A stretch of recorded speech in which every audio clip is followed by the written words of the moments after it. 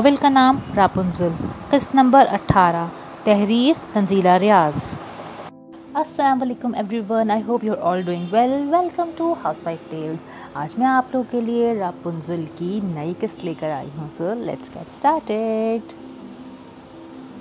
تم بہت بری ہو نینا، کبھی تو کام پڑنے پر کام آ جایا کرو۔ زری کے انداز میں ناراضگی سے زیادہ شکوہ تھا۔ نینا نے آنکھیں کھول کر اس کی جانب دیکھا۔ کام ہی تو آ رہی ہوں، کہہ تو رہی ہوں میرا موبائل استعمال کر لو، اس نے دوبارہ پیشکش کی۔ تمہیں کس نے کہا کہ مجھے موبائل یا بیلنس چاہیے؟ انسان نے کوئی ضروری بات بھی کرنی ہو سکتی ہے، تم ہی میری بہن ہو۔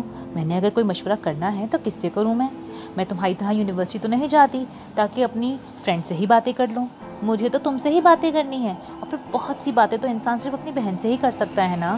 زری نے ایموشنل بلیک میلنگ کا سہارا لیا تھا۔ نینا کی آنکھیں پوری کی پوری کھل گئیں۔ زری اس قسم کے جذباتی ڈائلاگ بولنے کی عادی تو تھی، لیکن آج اس کا انداز کچھ زیادہ ہی دکھی تھا۔ زری کو کچھ عجیب سا لگا، وہ اٹھ کر بیٹھ گئی۔ اچھا، زیادہ ملکہ جذبات نہ بنو، بتاؤ کیا ہوا ہے؟ تمہارا ناخن ٹوٹ گیا ہے یا تمہارے چہرے پر کوئی پمپل نکل آیا ہے؟ اپنے بالوں کو کیچر میں لپیٹ کر وہ ناک چڑھا کر پوچھ رہی تھی۔ یہ طنز نہیں تھا، معمول کا مذاق تھا جو وہ زری سے کرتی رہتی تھی، لیکن زری نے انتہائی برا منہ بناتے ہوئے اس کی جانب دیکھا۔ اس سے بہتر ہے تم سو ہی جاؤ، میں خود ہی کر لوں گی اپنے لیے کچھ۔ تم بس سلیم اور مہر کے لیے سوشل ورک کرتی رہو، حمزہ اور برکت کی پڑھائی کے لیے پریشان رہو یا اپنے دوسرے اسٹوڈنٹس کے لیے نوٹس بناتی رہو۔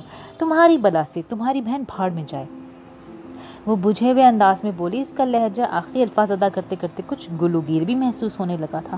نینا کو اس کے انداز میں کچھ نیاپن محسوس ہوا، اسے شرمندگی بھی ہوئی۔ ہمیشہ مشکل پڑنے پر زری واقعی اس کی مدد کو آگے آ جاتی تھی۔ بے وقت اس کے لیے کھانے کو کچھ اسپیشل بنانا ہوتا یا عین وقت پر کوئی شرٹ سلائی کرنے کا معاملہ ہوتا، زری اس کے کام آتی تھی، جبکہ نینا کو نخرے کرنے کی عادت تھی۔ وہ دل نہ چاہنے پر اس کی شکل دیکھنے سے بھی انکار کر دیتی تھی۔ وہ اٹھ کر اس کے بیڈ پر آ گئی۔ تم تو ناراض ہی ہو گئی میری جان۔ اچھا چلو غصہ ٹھوک دو، میں ذرا نیند میں تھی نا اسی لیے۔ اب بولو، لیکن ایک بات میں پہلے ہی بتا دیتی ہوں، میرے پاس اب تک تمہارے ہونے والے دلہا کا سیل نمبر نہیں ہے۔ اس کی بہن نے کافی باتیں کی مجھ سے، لیکن پہلی ملاقات میں اس کے بھائی کا سیل نمبر مانگنا مجھے اچھا نہیں لگا تھا نا۔ وہ مجھے کوئی آوارہ لڑکی سمجھتے ہوئے تمہارا رشتہ دینے سے انکار کر دیتے تو اچھا ہی ہوتا نا، جان چھوٹ جاتی میری۔ زری اس کی بات کاٹ کر چڑھ کر بولی۔ نینا نے اس کے چہرے کی جانب بغور دیکھا اور اس سے پہلے کہ وہ کوئی سوال کرتی، زری خود ہی بول اٹھی۔ نینا، تم امی سے کہہ دو مجھے اس لڑکے سے شادی نہیں کرنی، وہ گلوگیر لہجے میں بولی۔ نینا کی چھٹی حس یکدم جاگی تھی، اسے جیسے آدھی کہانی سمجھ میں آنے لگی تھی۔ کیوں؟ کیا بہت برا ہے؟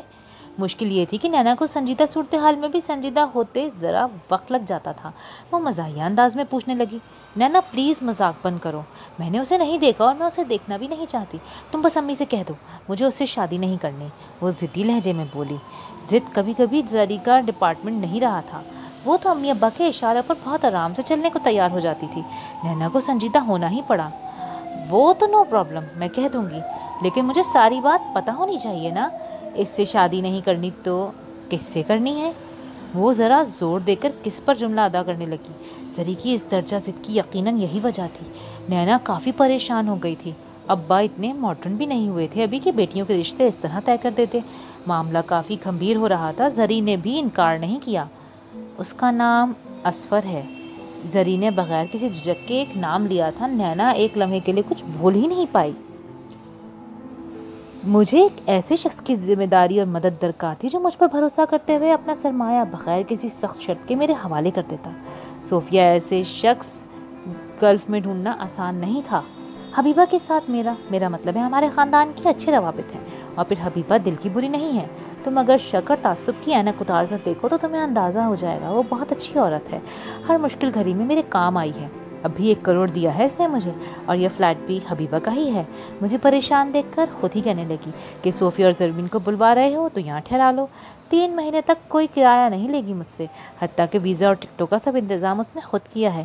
ایسے ظرف والی عورت تو میرا مطلب ہے ہم چراغ لے کر ڈھونڈیں تو بھی نہ ملے۔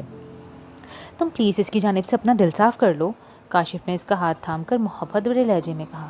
صوفیہ تو حبیبہ کو دیکھ کر ہی ہکا بکا رہ گئی تھی۔ اس نے ان سب کے ساتھ ہی کھانا کھایا تھا اور اس دوران وہ زری سے اور اس سے ہلکی پھلکی باتیں کرتی رہی تھی۔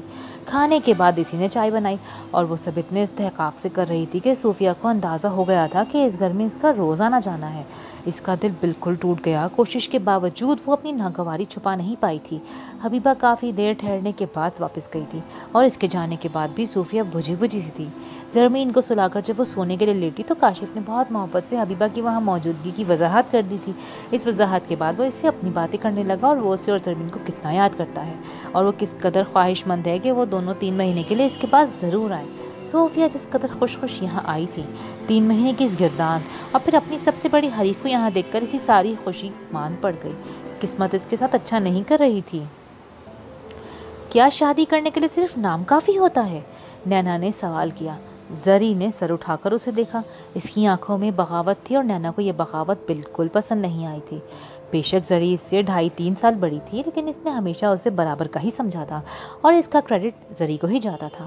وہ نینا کو چھوٹی بہن کے بجائے بڑی بہن کی طرح ٹریٹ کرتی آئی تھی۔ نینا باقی سب باتیں تو بات کی ہیں، فی الحال تو تم امی سے کہو کہ وہ اس رشتے سے انکار کر دیں۔ مجھے نہیں کرنی شادی وادی اس اتری شہزادے سے۔ وہ ناک چڑھا کے بولی۔ اچھا فرض کر لو کہ میں یہ پیغام تمہارا امی کو دے بھی دوں، اس بات کی کیا گارنٹی ہے کہ ابا تمہارا یہ مطالبہ مان لیں گے؟ زری نے ایک بار پھر اس کی بات کر دی۔ ابا کی فکر مت کرو، ان کو تو میں خود ہی منا لوں گی، وہ میری بات سے کبھی انکار نہیں کرتے۔ یہ رشتہ امی کے توسط سے آیا ہے، امی چاہیں تو فوراً انکار کر سکتی ہیں اور میرا نہیں خیال کہ امی ابا اتنے قدامت پسند ہیں کہ بیٹی کا رشتہ اس کی مرضی کے بغیر طے کر دیں۔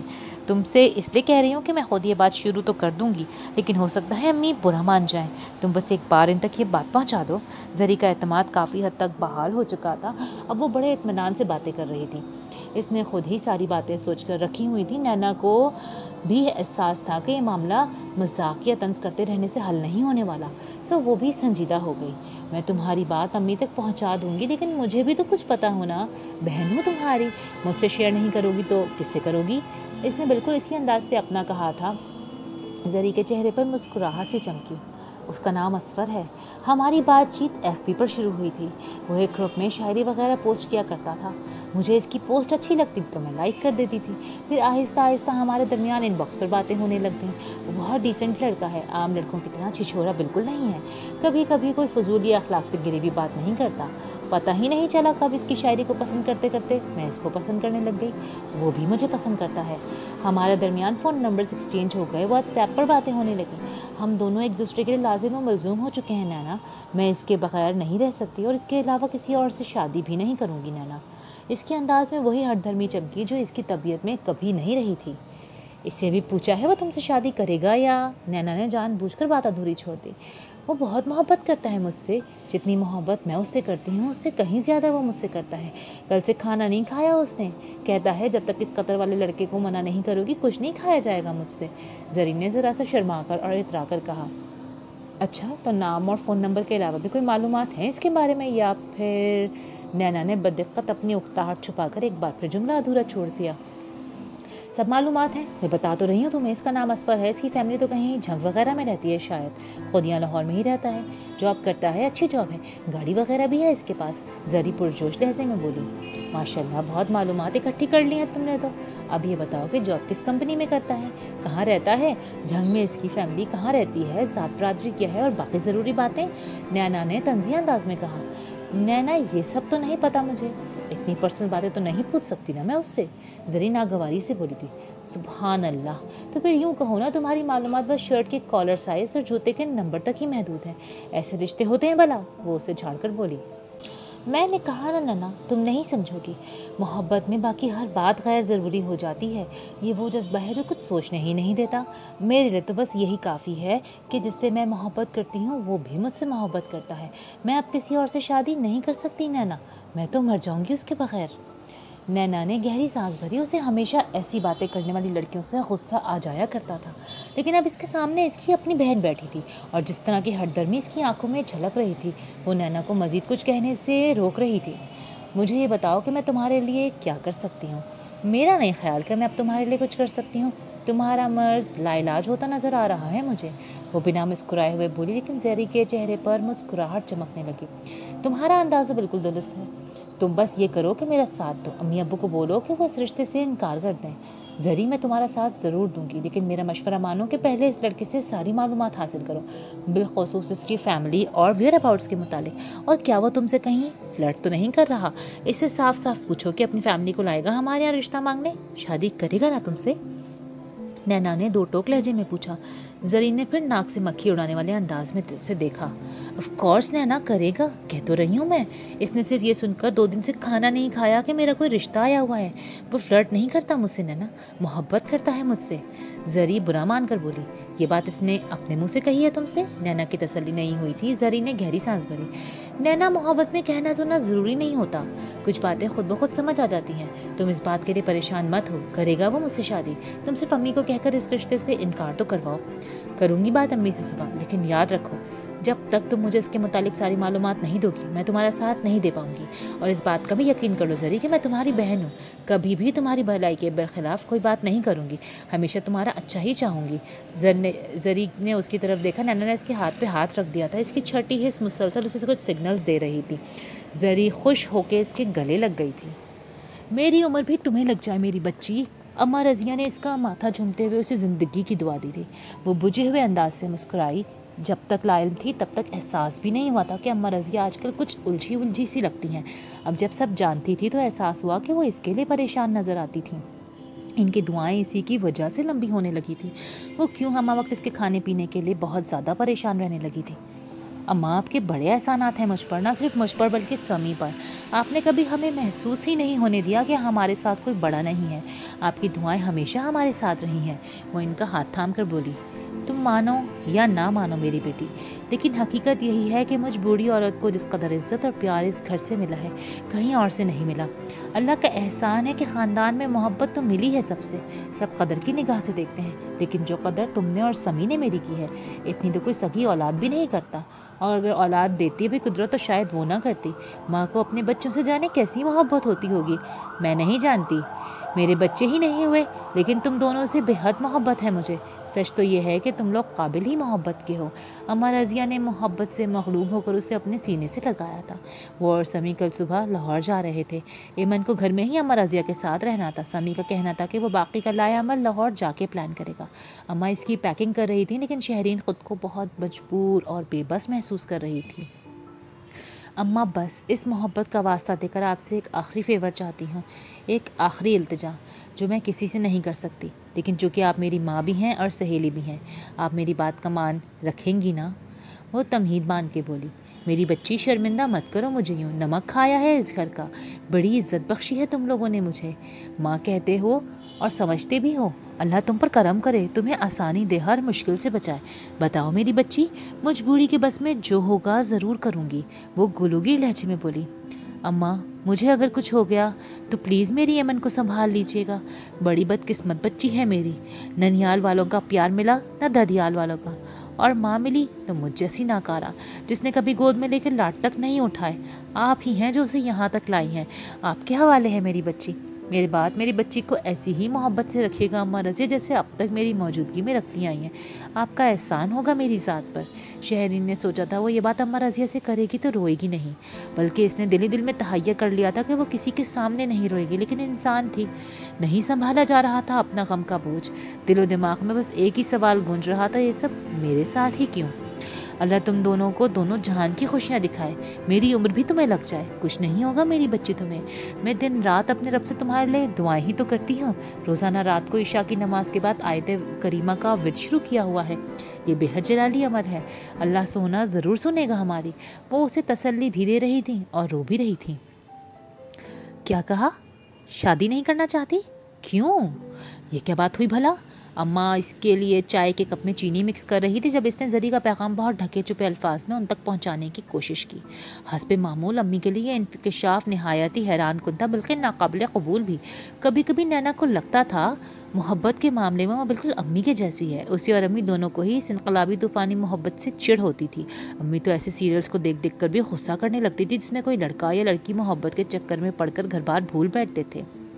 اس نے گھر بیٹھے ہی پر پرزے نکالنا شروع کر دیے، اور میں خواہ تمہیں یونیورسٹی بھیجتے ہوئے ڈر رہی تھی۔ امی نے ایک ساتھ ان دونوں کو تانا دیا تھا۔ نینا نے ناک چڑھا کر انہیں دیکھا۔ مجھے یہ یونیورسٹی کو اس کے بیچ میں گھسیٹنے کی کیا ضرورت ہے؟ میری فکر مت کریں، میں نے تو تہیا کر لیا ہے، شادی صرف آپ کی مرضی سے کروں گی، پھر ہر ہفتے اس اللہ کے بندے سے لڑ کر آپ کے پاس آ جایا کروں گی، پھر آپ جانے اور اس کے کام، میں نے تو بس ابا کے سینے پر مونگ ڈلنا ہے۔ اس نے رس کو چائے میں ڈبویا اور اطمینان سے منہ میں رکھ کر چبانے لگی۔ امی نے اسے گھور کر دیکھا۔ تم تو اپنی بک بک بند ہی کرو، بتاؤ یہ نیا ہی قصہ شروع ہو گیا یہاں؟ ایسا ہوتا ہے بھلا؟ ہمارے گھروں میں ایسی باتیں معیوب سمجھی جاتی ہیں، اس کی ہمت کیسے ہوئی اتنی بڑی بات منہ سے نکالنے کی؟ امی کا پارا نینا کی آدھی بات سن کر ہی چڑھ گیا تھا، وہ انتہائی برا مان کر بولی تھی۔ نینا یونیورسٹی کے لیے نکل رہی تھی، جبکہ زری ابھی تک سوئی ہوئی تھی۔ نینا نے مناسب سمجھا کہ اس وقت امی سے بات کر لے، اسے امی کے رد عمل کا اندازہ تھا۔ امی کچھ معاملات میں بالکل جھاگ کی طرح تھیں، جتنی جلدی چڑھتی تھیں اتنی ہی جلدی بیٹھ بھی جاتی تھیں۔ اوہو، آپ بھی بہار بیگم بن جاتی ہیں کبھی کبھی۔ ایسا بھی کیا کہہ دیا میں نے؟ اپنی مرضی سے شادی کوئی بری بات تو نہیں ہے امی، آپ خود ہی کہتی ہیں۔ اب وہ زمانے نہیں رہے جب اولاد کی زندگی کے سارے معاملات ماں باپ طے کر لیتے تھے۔ اس نے پہلے بھی سے بھی زیادہ نرم انداز گفتگو اختیار کیا۔ امی نے اس کے ساتھ ہی اپنے لیے بھی کپ میں چائے ڈال دی تھی، لیکن اب وہ بالکل ہی بے دم سی ہو گئی تھیں۔ وہ 2-3 دن سے زری کے رشتے کے لیے بہت پرجوش دکھائی دیتی تھیں۔ اب اس انکشاف نے ان کا دل توڑ کے رکھ دیا تھا۔ ہاں ٹھیک ہے، زمانہ بدل گیا ہے، لیکن اس کا مطلب یہ تو نہیں کہ اولاد کو آنکھوں پر پٹی باندھ کر کنویں میں چھلانگ لگانے دے دیا جائے۔ ایک بچی کو ان سب معاملات کی کیا خبر؟ بتاؤ، اپنی مرضی سے شادی کریں گی؟ یہ زری مارکیٹ میں دوپٹہ خریدنا چلی جائے تو 100 بار مجھ سے پوچھتی ہے، اور پھر آخر میں میری ہی پسند کا دوپٹہ خریدتی ہے۔ یہ کریں گی اپنی مرضی سے شادی؟ ارے تم یہ بات کہتی تو چلو میں سوچتی بھی کہ تم تو ہو ہی خود سر ضدی اپنے باپ کے جیسی۔ امی اپنے دھیان میں مگن بولتی جا رہی تھی۔ نینا نے گھور کر انہیں دیکھا۔ اچھا بھلا رس کا ٹکڑا منہ میں لے جا رہی تھی، امی کی بات سن کر رک گئی۔ تمہاری جانب سے اس قسم کے دھڑکے تو جان کو لگے ہی رہتے تھے، اب ان محترمہ کو بھی نیا بخار چڑھ گیا۔ ماں باپ کے فیصلے مان لینے میں ہی دنیا و آخرت کا سکون ہے، لیکن تم لوگوں کو کون سمجھائے یہ باتیں؟ بتاؤ، یہ تو یونیورسٹی بھی نہیں جاتی، اس میں کہاں سے آ گئی یہ ہوشیاری چلاکی؟ امی کا بس نہیں چل رہا تھا کہ فی الوقت دنیا کا سارا غبار ان پر نکال دیں۔ نینا کا موڈ خوشگوار تھا، اسی لیے اس نے ان تمام باتوں کو فضول باتیں سمجھ کر برا مانے بغیر بات کو پی لیا۔ کیوں موبائل A800 جو ابا نے اسے پچھلے سال اس کی برتھ ڈے پر لے کر دیا تھا، وہاں سے آئی ہے یہ چالاکی ہوشیاری۔ اور امی، میرے پیچھے تو ہاتھ دھو کے پڑی رہتی ہیں آپ، یونیورسٹی نے کیا بگاڑ دیا؟ کیسی بھگو کے لگائی ہیں آپ نے مجھ معصوم پر۔ چلے کوئی بات نہیں، کبھی تو ہمارے دن بھی آئیں گے جب آپ کہیں گی کہ میری بیٹی نینا نے فخر سے میرا سر بلند کر دیا۔ وہ صرف ان کے مزاج کو معتدل کرنے کے لیے اس انداز سے باتیں کر رہی تھی۔ زری کا انکار ان کے لیے واقعی بہت حیران کن تھا۔ اس بات میں تو میں ہمیشہ تمہاری تعریف کرتی ہوں، کالج سے لڑکوں کے ساتھ پڑھتی آئی ہو، سارے محلے کے 8ویں 10ویں کے لڑکوں کو پڑھاتی ہو، اب یونیورسٹی میں پڑھ رہی ہو، لیکن مجال ہے کبھی الٹی سیدھی کوئی بات منہ سے نکالی ہو۔ ہاں بس ضدی ہو اور بد مزاج و بد کلام بھی، ورنہ تو کوئی شکایت نہیں ہوئی مجھے تم سے۔ امی انہی باتوں پر جس پر اسے پہلے ٹوک رہی تھی اب سراہنے لگی۔ نینا نے سر جھٹک کر پھر خالی کپ لے کر کچن کی جانب دوڑ لگا دی، واپس پلٹی تو کمرے میں چل دی، دوپٹہ اور بیگ اٹھا کر لائی اور جانے کی تیاری میں لگ گئی کہ نکیوں سے امی کو بھی دیکھتی جاتی تھی جو کسی سوچ میں گم تھی۔ میں جا رہی ہوں یونیورسٹی، اس نے نکلنے سے پہلے انہیں خدا حافظ کہتے ہوئے یونیورسٹی کو طنزیہ انداز میں ادا کیا تھا۔ امی نے سر اٹھا کر اسے دیکھا۔ اے نینا، اس نے کچھ بتایا؟ کون ہے، کیا کرتا ہے، ہماری ذات برادری کا ہے کیا؟ امی بہت بجھے انداز میں پوچھ رہی تھی۔ نینا کو ہنسی بھی آئی اور دکھ بھی ہوا۔ ہنسی اس کے لیے کہ وہ پسند کی شادی کو برا نہیں سمجھتی تھی، اور دکھ اس لیے کہ امی کا جوش و خروش یکدم ٹھنڈا پڑ گیا تھا۔ اچھا میں سب پوچھ کے بتاؤں گی آپ کو، آپ پریشان نہ ہوں، اس معاملے کو دل پر نہ لیں۔ قطر والا رشتہ زیادہ پسند آ گیا ہے تو مجھ سے بھی آ دیں اس نمانے کو، میں بھی آپ کا ہی خون ہوں، میرا بھلا کرتے کوئی، دعائیں دوں گی آپ کو۔ وہ سیڑھیوں کی جانب بڑھتے ہوئے ہنستے ہوئے کہہ رہی تھی۔ امی مسکرا تک نہ سکیں۔ وہ وہاں لمبا عرصہ قیام کا سوچ کر آئی تھی، لیکن پہلے ہفتے ہی اسے اندازہ ہو گیا وہ تو ان حالات میں 1 مہینہ بھی نہیں رہ پائے گی۔ کاشف کا رویہ اس کے ساتھ بہت اچھا تھا، وہ اپنے کاروباری معاملات کو ایک طرف رکھ کر سارا وقت اسے اور زرمین کو دیتا تھا۔ ایک گاڑی ان کی بلڈنگ کے باہر ہر وقت موجود رہتی تھی، جو دن میں 1 وقت کا کھانا باہر سے آتا تھا یا وہ خود باہر چلے جاتے تھے۔ کاشف انہیں ان کی مرضی اور پسند کی ہر چیز دلوانے پر تیار رہتا تھا۔ اب ہونا تو یہ چاہیے تھا کہ صوفیہ خوش اور مطمئن رہتی، لیکن ایسا تھا نہیں۔ حبیبہ جیسی خوبصورت عورت کا خیال ایک آسیب کی طرح اس کے حواسوں پر چمٹا رہتا تھا۔ اس کے وہی انداز تھے. دن کے 1-2 گھنٹے وہ ان کے گھر پہ گزارتی. جب بھی آتی ان کے اور زرمین کے لیے کچھ نہ کچھ لے کر آتی. کبھی پرفیوم, کبھی بیگ. بالکل پہلے کی طرح دل جلا دینے والی ہنسی ہنستی, پہلے کی ہی طرح باتیں کرتی. اور ستم ظریفی یہ تھی کہ پہلے کی ہی طرح حسین و جمیل نظر آتی, اور اسی لیے صوفیہ بھی پہلے کی طرح اس سے چڑتی رہتی. وہ چاہ کر بھی اپنے رویے کو اس کے ساتھ نارمل نہیں کر پاتی تھی. اس نے اکتا کر ایک بار بالآخر کاشف سے کہہ ہی دیا, کیا مطلب حبیبہ یہاں کیوں آتی ہے؟ ارے یار یہ اس کا فلیٹ ہے, اس نے ہمیں رہنے کے لیے دے دیا, تو اس کا مطلب یہ نہیں کہ اس کا حق ختم ہو گیا. اور پھر ہمارے کاروباری معاملات بھی ہیں, وہ ہر چیز میں حصے دار ہے. کاشف نے اکتائے ہوئے انداز میں تو نہیں کہا تھا, لیکن اس کے چہرے سے صاف ظاہر تھا کہ اسے یہ بات بالکل اچھی نہیں لگی. وہ ہر چیز میں حصے دار ہے؟ کیا واقعی ہر چیز میں؟ صوفیہ نے اس کا جملہ دہرایا اور استہزائیہ انداز میں اس کا چہرہ دیکھا کہ شاید شوہر کو کھوج سکے, لیکن شوہر کے تاثرات کو دیکھ کر اسے ذرا پتہ نہیں چل سکا. صوفیہ میں تم سے ریکویسٹ کرتا ہوں, یہ پنڈورا باکس دوبارہ مت کھولنا. میں بہت عرصے سے وضاحتیں دے رہا ہوں, اب کوئی میرے کردار پر ذرا سی بھی انگلی اٹھاتا ہے نا, دل چاہتا ہے اس کا منہ توڑ دوں. ارے ہمارے کیا ماتھے پر لکھا ہے کہ ہم عورت کو دیکھ کر پھسل جاتے ہیں, جس کو دیکھو ہم پر انگلی اٹھانے کو تیار بیٹھا ہے. اب کی بار وہ اکتا کر بولا. اس کا واضح اشارہ رخشی والے معاملے کی طرف تھا. وہ اس انداز میں بولا کہ رخشی چپ ہو کر رہ گئی. یہ حقیقت تھی کہ کاشف اس پر پہلے سے کہیں زیادہ مہربان ہو چکا تھا. وہ اس کے کہنے پر واقعتاً تالے توڑ کر لانے کو تیار رہتا. وہ اکثر اسے زرمین کے مستقبل کی باتیں کرتا اور بیٹے کے لیے اپنی خواہش کا اظہار بھی کرتا رہتا. صوفیہ کے لیے باقی سب کچھ اچھا تھا, لیکن جیسے ہی حبیبہ یا پھر حبیبہ کا خیال ہی آ جاتا تو اس کے منہ کے اندر تک کڑوا ہو جاتا. اس نے دوبارہ بھی 1-2 بار کاشف سے یہ ذکر چھیڑنا چاہا, لیکن کاشف اس ذکر سے نہایت غصے میں آ جاتا. اسی لیے صوفیہ چپ ہو جاتی, لیکن چپ ہو جانے سے جلنے کڑنے کا عمل رکتا تو نہیں ہے. اسی طرح 1 مہینہ تو خیر خیریت سے گزر ہی گیا. یہ دوسرے مہینے کی بات ہے جب صوفیہ کو احساس ہوا کہ وہ پریگننٹ ہو چکی ہے. ایک مس کیریج کے بعد یہ بڑی خوش آئند اطلاع تھی, اور وہ دونوں اس خوشخبری کے لیے بہت بے چینی سے منتظر تھے. اس خوشی کو سیلیبریٹ کرنے کے لیے کاشف نے پلان بنایا تھا کہ وہ زرمین کو حبیبہ کے پاس چھوڑ کر ڈنر کے لیے باہر جائیں گے. صوفیہ زرمین کو حبیبہ کے پاس چھوڑنا تو نہیں چاہتی تھی, لیکن ایک عجیب سی احساس برتری میں گھر کر اس نے کاشف کے تجویز مان لی. پریگننسی کی اطلاع اس نے اپنے گھر والوں کو بھی نہیں دی تھی, لیکن حبیبہ کو یہ بات ضرور بتانا چاہتی تھی. اسی لیے رات کو تیار ہو کر کاشف کے ہمراہ گھر سے نکلی. زرمین بھی ساتھ تھی. ارادہ تھا کہ اسے حبیبہ کے پاس چھوڑ دیں گے. وہ فلیٹ کے بجائے ولا میں رہتی تھی. اس شاندار ولا میں صوفیہ ایک بار پہلے بھی آ چکی تھی. کاشف اسے وہیں گاڑی میں بیٹھا چھوڑ کر زرمین کو حبیبہ کے پاس چھوڑنے چل دیا. اسے ضرورت سے کچھ زیادہ دیر ہو گئی تو صوفیہ بھی گاڑی سے اتر آئی. نہ جانے کس جذبے کے تحت وہ دبے قدموں چلتی اندر آئی. اتفاق کی بات ہے آٹومیٹک ڈور لاک نہیں تھا. صوفیہ دھیرے دھیرے قدم اٹھاتی اندر داخل ہوئی. باہر سے تو کچھ نظر نہیں آ رہا تھا, ہال میں بھی کوئی نہیں تھا, لیکن کاشف اور حبیبہ کی آوازیں ضرور باہر تک آ رہی تھیں. بیوی اگر اولاد پیدا کرنے جا رہی ہو تو اس سے یہ بات تو کنفرم ہو گئی کہ شوہر اس سے محبت کرتا ہے. مجھے بیٹے کی خواہش ہے حبیبہ, بیٹے باپ کی آدھی ذمہ داریاں سنبھال لیتے ہیں, تم سمجھنے کی کوشش تو کرو. کاشف تسلی دینے والے انداز میں کہہ رہا تھا. صوفیہ تیز تیز قدم اٹھاتی اسی سے چلی گئی جہاں سے یہ آواز آ رہی تھی. کاشف کی پشت دروازے کی سمت تھی, لیکن حبیبہ کی نگاہیں دروازے پر لگی ہوئی تھیں. میں صوفیہ سے بہت محبت کرتا ہوں, وہ بہت ظرف والی عورت ہے. وہ اسے سراہ رہا تھا. کاشف, صوفیہ نے پکارا تو ساتھ ہی اس نے مڑ کر دیکھا اور پھر مسکرا دیا. کتنی لمبی عمر ہے تمہاری, میں حبیبہ سے تمہارا ہی ذکر کر رہا تھا. وہ اس کے قریب آیا اور آتے ہی اس کے کندھے پر ہاتھ رکھ دیا. صوفیہ کے دل میں اگر کوئی خدشہ پیدا ہوا بھی تھا تو ایک دم وہ دم توڑ گیا. گناہ کی اگر کوئی خوشبو ہوتی تو اس لمحے اسے اپنے شوہر کے وجود سے اٹھنے والا تعفن بے حال کر دیتا, لیکن ایسا تھا نہیں. یہ اس کے ویزے کی میعاد ختم ہونے کے تقریباً 1 ہفتے پہلے کی بات ہے. وہ کاشف سے بار بار کہہ رہی تھی کہ اگر ممکن ہو تو وہ اس میعاد کو بڑھا لے, اور کاشف بھی اس طرح ظاہر کر رہا تھا کہ جیسے اس کی بھی یہی خواہش ہے. لیکن اس نے ان کی سیٹ بھی کنفرم کروا لی تھی. 1 دن بعد اس کی شام میں فلائٹ تھی. اس روز حبیبہ بھی معمول کے مطابق ٹائٹ سی جینس اور شرٹ پہنے اپنے سنہری بال کھولے انہیں کے یہاں بیٹھی تھی. جب صوفیہ نے یہ ذکر چھیڑا, اسے بھی حبیبہ کے سامنے بار بار جتانا اچھا لگتا تھا کہ کاشف اس کی محبت میں ہمہ شرسار رہتا ہے اور اس کے جانے کے خیال سے بہت اداس ہے. میں تو کہہ رہی ہوں کہ ہم ابھی نہیں جاتے. کاشف بھی یہی چاہتے ہیں, وہ نہیں رہ سکتے زرمین اور میرے بغیر. بار بار کہتے ہیں صوفیہ مجھے بھی ساتھ لے جاؤ. اس نے اترا کر کہا تو صوفیہ نے اس کی طرف دیکھا. حبیبہ نے جیسے سر ہلا دیا. اس کی باتوں کا بھروسہ مت کیا کرو, یہ اپنے راستے میں آنے والی تمام بیسیوں عورتوں سے یہی ڈائلاگ بولتا ہے. وہ مزاحیہ انداز میں بولی. کاشف کے چہرے پر بھی مسکراہٹ چمکی, لیکن صوفیہ کو برا لگ گیا. ایسے نہیں ہے میرے کاشف, وہ سپاٹ لہجے کے ساتھ بولی. تمہیں کچھ خبر نہیں ہے اسمیس نے انسان کی صوفیہ ڈارلنگ, بڑی چیز ہے تمہارا کاشف. حبیبہ اسے مسکاتے ہوئے بولی, لیکن صوفیہ کو پہلے سے بھی زیادہ برا لگا.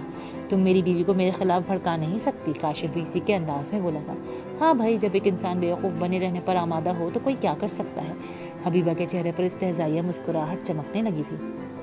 یہ بے وقوفی نہیں، اعتماد ہے، بھروسہ اور یقین ہے۔ کاشف بہت محبت کرتے ہیں مجھ سے، اس بات کا مجھے یقین ہے، صوفیہ نے جتا کر کہا۔ حبیبہ چند لمحے خاموش رہی، لیکن اس کے چہرے پر استہزائیہ مسکراہٹ غائب نہیں ہوئی تھی۔ وہ ایک دم سیدھی ہوئی اور کاؤچ کے ہینڈل پر بازو کو پھیلا کے رکھ دیا۔ اچھا، تو تمہیں واقعی یقین ہے کہ یہ بندہ تم سے محبت کرتا ہے؟ وہ اب بالکل اس کا چہرہ دیکھ رہی تھی۔ صوفیہ کو اس کا انداز اتنا برا لگا کہ اس کا دل چاہا اسے جگہ سے دھکا دے کر باہر پھینک دے۔ صوفیہ اس کے اس سوال کا جواب فوراً دینا چاہتی تھی، لیکن اس کی استہزائیہ مسکراہٹ نے اسے جلا کر خاک کر دیا۔ وہ کچھ بول ہی نہیں پائی۔ حبیبہ نے قہقہا لگایا۔ ہماری محبت کی نشانی تو گود میں لے کر بیٹھی ہو تم، اس سے بڑا کوئی ثبوت ہو سکتا ہے بھلا ان کی محبت کا؟ صوفیہ نے اس کی گود میں بیٹھی زرمین کی طرف اشارہ کیا۔ آہ رے صوفیہ پیاری، بہت اچھی ہو تم، بہت خالص، بڑی نیک، لیکن افسوس بے وقوف بھی ہو۔ تمہیں انسانوں کی سمجھ ہی نہیں۔ شادی کرنے اور بچے پیدا کرنے کا مطلب محبت نہیں ہوتا۔ حبیبہ نے زرمین کے بالوں میں انگلیاں پھیرتے ہوئے کہا۔ صوفیہ اپنی جگہ سے اٹھی اور زرمین کو اس کی گود سے اٹھا لیا، پھر دوبارہ اپنی جگہ پہ بیٹھتے ہوئے بولی، تو پھر اور کیا مطلب ہوتا ہے شادی کرنے اور بچے پیدا کرنے کا؟ دراصل یہی مطلب ہوتا ہے محبت کا حبیبہ۔ مرد جس عورت سے محبت کرتا ہے اسی سے شادی کرتا ہے، لیکن یہ بات وہ عورت نہیں سمجھ سکتی جسے شادی کے بغیر محبت کرنے کا شوق ہوتا ہے۔ یہ ایک کھلم کھلا طنز تھا جو صوفیہ کو نہیں کرنا چاہیے تھا۔ تم لوگ کیا فضول بحث میں لگ گئے ہو؟ چھوڑو بیکار کی باتیں، بور کر دیا ہے تم لوگوں نے۔ چلو کہیں باہر چلتے ہیں، کولڈ کافی پی کر آتے ہیں۔ وہ اپنی جگہ سے اٹھتے ہوئے بولا، مجھے کافی نہیں پینی، انہیں پلاؤ جن کے اعصاب سوئے ہوئے ہیں، میں بس چلتی ہوں اب۔ لیکن آج ذرا صوفیہ کی غلط فہمی دور کر دینا کہ میں بغیر شادی کے محبت کرنے والی عورت نہیں ہوں۔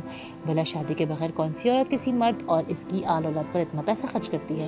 کوئی نہ کوئی وجہ تو ہوتی ہی ہوگی نا کہ کوئی عورت اپنا گھر بار بینک بیلنس کسی مرد پر آگ بند کر کے لٹاتی رہتی ہے۔ وہ آنکھیں مٹکا کر بولی۔ اس نے اپنا بیگ اٹھایا اور پھر کسی فاتح کی طرح باہر نکل گئی۔ صوفیہ کچھ لمحے تو بس ہکا بکا ایک ٹک اسے جاتے دیکھتی رہی، پھر اس نے کاشف کی جانب دیکھا۔ اس کے چہرے پر کھسیانی سی مسکراہٹ تھی۔ پاگل عورت ہے، مذاق میں بھی بک بک کرتی رہتی ہے، چلو آؤ باہر چلتے ہیں۔ وہ پیشکش کر رہا تھا، صوفیہ نے اس کا چہرہ دیکھا اور پھر وہ زرمین کو گود میں لے کر گرنے والے انداز پہ کاؤچ پہ گر گئی۔ ایک عورت مذاق میں اتنی بڑی بات تو نہیں کہہ سکتی تھی۔ کیا کہہ گئی تھی حبیبہ؟ وہ اس کے آخری جملے میں کہیں اٹکی رہ گئی۔ کیا سوچا ہے پھر تم لوگوں نے؟ یہ اسی شام کی بات تھی جب سلیم نے نینا سے پوچھا۔ وہ بنا کسی وجہ کے اس کے پاس بیٹھی ہوئی تھی۔ سوچنا کیا ہے، میں تو 200% راضی ہوں، اتنا اچھا رشتہ ہے، انکار کرنا تو کفران نعمت ہوگا۔ وہ چپس چباتے ہوئے مزے سے بولی۔ سلیم نے سر ہلایا جیسے کچھ کہنے ہو، پھر اس کے چہرے کو بغور دیکھتے ہوئے بولا، زری نے کیا کہا؟ وہ خوش ہے؟ وہ خوش ہونا ہو مجھے کیا، میں تو خوش ہوں، کیسی لگوں گی میں مسز پپو بن کر؟ وہ مزاحیہ انداز میں بولی۔ سلیم نے اسے گھورا، یہ کیا بکواس ہے؟ تم بھولی نہیں وہ فضول بات اب تک؟ وہ اسے بالکل ایسے ڈانٹ رہا تھا جیسے کوئی بڑا کسی چھوٹے کی کسی غلط حرکت پر ٹوکتا ہے۔ سلیم، کیسے بھول سکتی ہوں میں؟ میرا پہلا پرپوزل، میری پہلی محبت بھی تو بن سکتا ہے نا، تمہیں کیا پتا؟ اس نے اتنا ہی کہا تھا کہ سلیم نے اسے پھر ٹوکا۔ چپ رہو، میں نوٹس کر رہا ہوں تم دن بدن اپنی گفتگو میں بہت لاپرواہ ہوتی جا رہی ہو۔ اچھا نہیں لگتا لڑکیاں ہر وقت ایسی باتیں کرتی رہیں۔ خبردار جو تم دوبارہ میری اس خاور پپو سے، میں تمہیں وارن کر رہا ہوں، اگر مجھے پتہ لگا کہ تم دوبارہ اس سے ملی ہو تو میں خالو سے شکایت کر دوں گا۔ وہ سابقہ انداز میں اسے ٹوک رہا تھا۔ نینا کے چہرے پر مسکراہٹ پھیل گئی۔ سلیم کے ساتھ اس کا رشتہ ہی ایسا تھا کہ وہ اس کی بات کا برا بھی نہیں مانتی تھی، لیکن اس کی کبھی سنتی بھی نہیں تھی۔ آج کل اس کا مزاج بہت اچھا رہتا تھا، اس لیے اس نے تڑک کر کچھ کہا نہیں، لیکن آنکھیں گھماتے ہوئے اسے دیکھا، پھر مزاحیہ انداز میں بولی، ہمت ہے تو خالو سے بات کر لو، ان کو دیکھ کر تو تمہارے کبوتر طوطے سب اڑ جاتے ہیں، ڈرپوک۔ سلیم نے گہری سانس لی۔ ڈرپوک نہیں ہوں، بس اپنی اوقات نہیں بھولتا، اپنی کمائیگی ان سے بات کرنے سے روک دیتی ہے، قسمت کے کھیل ہے نا، ورنہ میں بھی کوئی قابل انسان ہو سکتا تھا، پڑھا لکھا، 2-2.5 لاکھ کوئی نوکری کرنے والا، جس کے پاس گھر گاڑی ہوتی۔ وہ بہت لاچار سے انداز میں بولا۔ نینا نے گفتگو کو غصے موڑنا نہیں چاہا تھا، لیکن ایسا نہ چاہتے ہوئے بھی ہو گیا تھا۔ سلیم، یہ قسمت کی ہی بات ہے کہ تم اتنے قابل، اتنے اچھے ہو، اس سارے خاندان میں کون ہوگا تم جیسا؟ ہے کوئی ایسا جس کے پاس اپنا ذاتی کاروبار کا اعتماد ہو، جس کے پاس کوئی ڈگری نہ ہو لیکن وہ رائٹر ہو، اس کی لکھی کہانیاں نظمیں اخباروں میں چھپتی ہوں؟ تم نکل آؤ اپنے اس احساس سے کمتری سے، تم بہت اچھے ہو، بہت بہت بہت اچھے ہو۔ وہ اسے سمجھا رہی تھی۔ اسے یکدم ہی احساس ہوا تھا کہ وہ کس قدر بجھا ہوا سا نظر آ رہا تھا۔ مت حوصلہ دو نینا، بیکار کی باتیں ہیں سب، اتنا ہی اچھا ہوتا تو۔ اس نے ایک بار پھر اس کا چہرہ دیکھا اور پھر بات ادھوری چھوڑ دی۔ خیر چھوڑو، میری قسمت ہی ٹھنڈی ہے، جس کے نصیب ہی غریب ہوں وہ کبھی کسی قابل نہیں ہوتا۔ تم بتاؤ سچ، دوبارہ ملی ہو خاور سے؟ وہ اس سے پوچھ رہا تھا۔ نینا کا منہ بن گیا۔ سلیم جب بھی اپنی کمائیگی کے احساس سے اس طرح دکھی نظر آتا تھا، نینا کو بھی دکھ ہو جاتا تھا۔ کیوں؟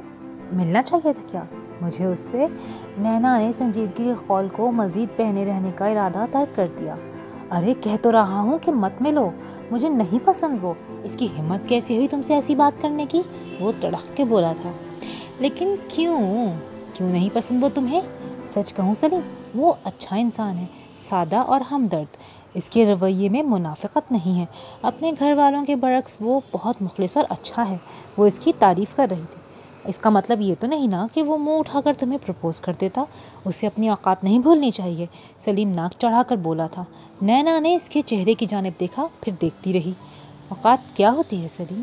گھر بار، گاڑی، بینک بیلنس؟ جاؤ یار، میں نہیں مانتی یہ باتیں، اللہ نے تو یہ پیمانے نہیں بنائے نا۔ اب تم یہ مت سمجھنا کہ میں خاور سے شادی کرنا چاہتی ہوں، ارے نہیں بھائی، خاور صاحب میں مجھے بس مہر کی ذات تک دلچسپی ہے، اور مجھے یقین ہے اس نے بھی یہ بات صرف اسی لیے کہی کہ میں مہر کے لیے بہت حساس ہو رہی تھی، ورنہ اس کو بھی پتہ ہے کہ اس کی اماں ہمارے خاندان سے کوئی لڑکی لے جانے والی نہیں۔ وہ اسے تسلی دے رہی تھی۔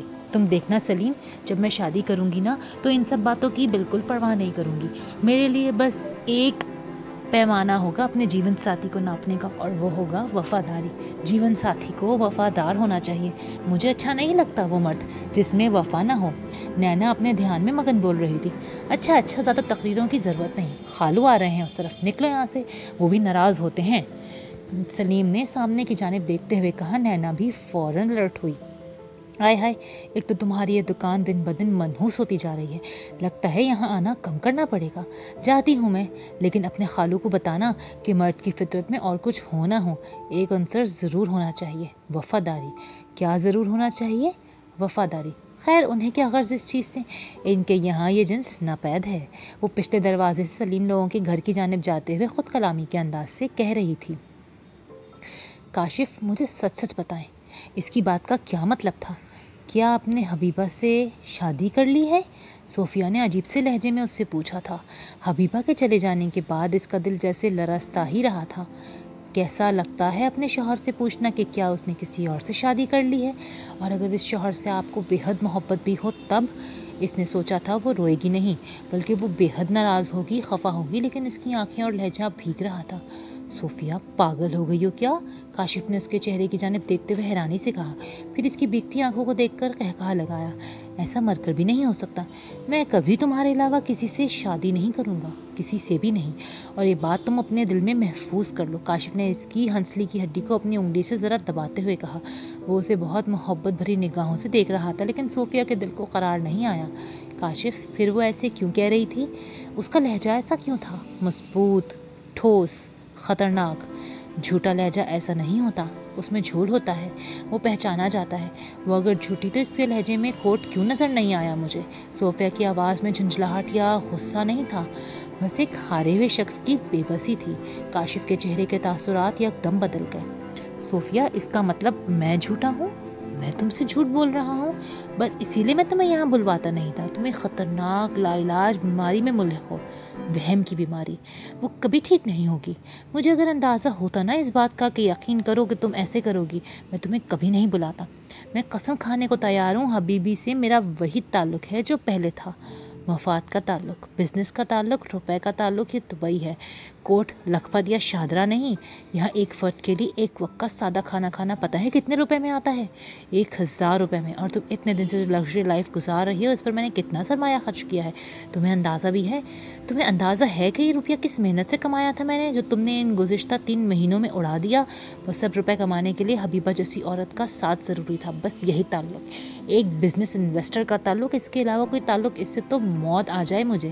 لعنت ہے میری زندگی پر جو آدھی وضاحتیں دینے میں گزر چکی اور باقی آدھی وضاحتیں دیتے رہنے میں گزر جائے گی۔